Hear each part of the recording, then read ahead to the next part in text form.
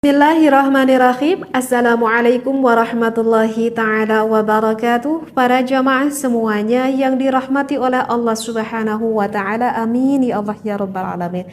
Itu ya yang selalu kita harapkan setiap hari, setiap waktu, rahmatnya Allah. Dan kita meninggal berada di dalam rahmatnya Allah, sehingga Allah menetapkan suatu keimanan dan juga keislaman di dalam diri kita. Amin ya Allah ya Rabbal alamin.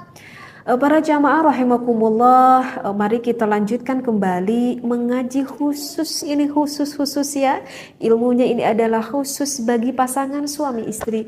Jika di luar sana pada saat ini yang mendengarkan yang belum menikah, mohon wahai untuk berbijaksana, diniati untuk mengambil ilmunya agar kita mendapatkan suatu keberkahan dari ilmu yang saya sampaikan ini ya.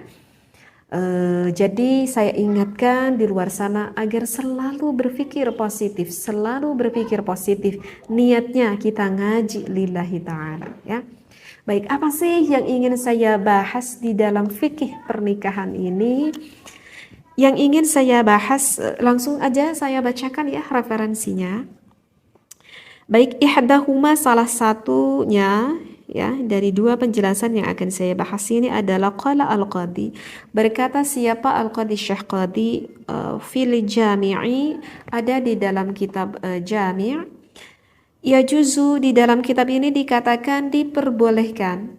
Diperbolehkan apa nih? Diperbolehkan misalkan bagi seorang suami takbilu farjil mar'ati, mengecup. Mengecup apa? Farjil mar'ati. Maaf sekali ya, ini memang di dalam bahasa kitabnya seperti ini. Farjil mar'ati maksudnya adalah milik sang istrinya. Mungkin paham ya para pendengar apa yang dimaksud dengan milik sang istrinya. Qoblal jima'i, sebelum melakukan maksudnya jima' di sini adalah sebelum seorang suami memasukkan hasyafahnya ke dalam farji sang istrinya. Jadi sekali lagi, apakah hukumnya diperbolehkan seorang suami mengecupi khusus milik sang istrinya? Maka di dalam kitab jami' ini dikatakan ya juzu, hukumnya diperbolehkan. Wa yukrahu ba'dahu, tetapi kalau misalkan melakukan hal itu sesudah sang suami memasukkan hasyafah ke dalam farjinya, maka itu hukumnya adalah dimakruhkan. Jadi kalau misalkan pengen, ya sebaiknya melakukan hal itu sebelum memasukkan hasyafah ke dalam farjinya. Adapun sesudah itu maka hukumnya adalah dimakruhkan, tapi enggak sampai haram ya, hanya sampai makruh saja. Wa dzikruhu an Atha, adapun penjelasan ini ada ya yang diriwayatkan oleh Imam Atha.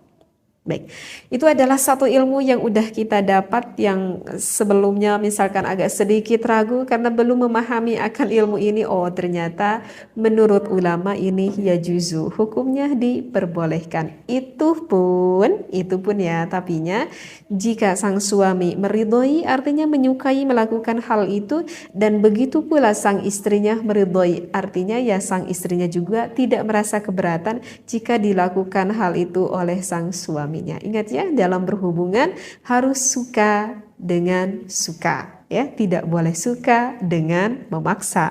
Tidak boleh seperti itu. Baik, paham di sini. Nah, sekarang ada pembahasan yang kedua.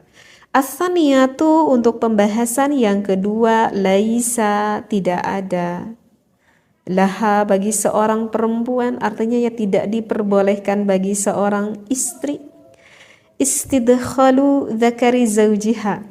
Masya Allah, ada gak sih ya seorang istri yang melakukan hal ini? Tapi kalau di dalam referensi kitabnya ada, berarti kemungkinan di dalam kehidupan nyata mungkin ada perlakuan seperti ini yang dilakukan oleh istrinya. Apa istidkhalu dzakari zaujiha? Jadi sang istrinya itu memasukkan milik sang suaminya, wahwa, sedangkan sang suaminya itu naimun, sedang berada di dalam keadaan tidur, bila idnihi, tetapi dimasukkan oleh istrinya itu tanpa dari persetujuan sang suaminya. Walaha, tetapi boleh bagi seorang istri lamsuhu, misalkan meraba milik sang suaminya, wa taqbiluhu, bahkan sampai mengecup milik sang suaminya bisyahwatin, meskipun dengan penuh rasa syahwat dari seorang istri. Paham gak sih? Apa yang saya bacakan? Jadi gini, untuk permasalahan pembahasan yang kedua ini adalah jika kita mendapati suami kita itu udah tidur gitu ya.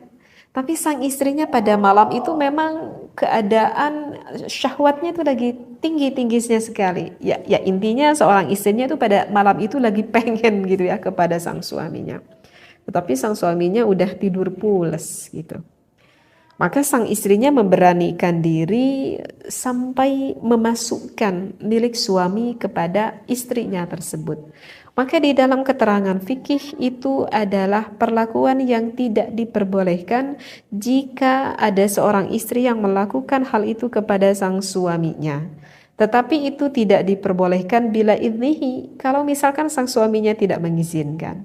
Tapi kalau misalkan sang suaminya mengizinkan, ya itu tidak apa-apa. Misalkan sang suami pernah berkata kepada istrinya yang kalau misalkan kamu pengen dan aku udah tidur, sok bebas mau kamu apapun yang mau kamu lakukan, bahkan sampai memasukkan milik aku ke kamu, boleh, sok aku marido. Nah, misalkan udah ada kata mandat itu kepada istrinya, maka itu tidak menjadi sesuatu hal yang tidak diperbolehkan.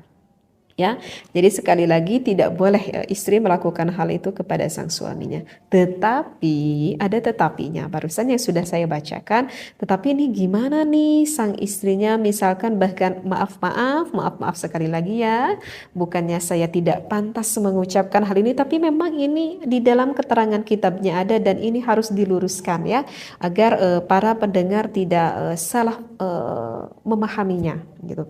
Nah, tetapi di dalam kitab ini barusan dikatakan kalau misalkan sang istrinya meraba ataupun memegang dengan tangan istrinya, memegang kepada milik sang suaminya, itu tidak apa-apa, diperbolehkan.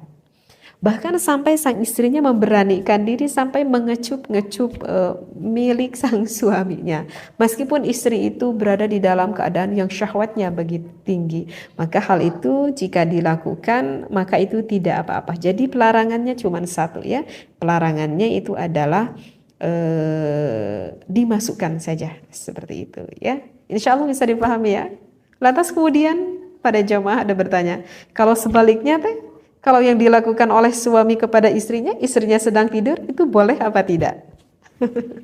Mungkin ada pertanyaan seperti itu ya. Nah, maka insya Allah jawabannya kapan waktu saya bahas, biar penasaran ya. Baik, mudah-mudahan bisa difahami. Wallahu a'lam, wabillahi taufiq wal hidayah. Wassalamualaikum warahmatullahi wabarakatuh.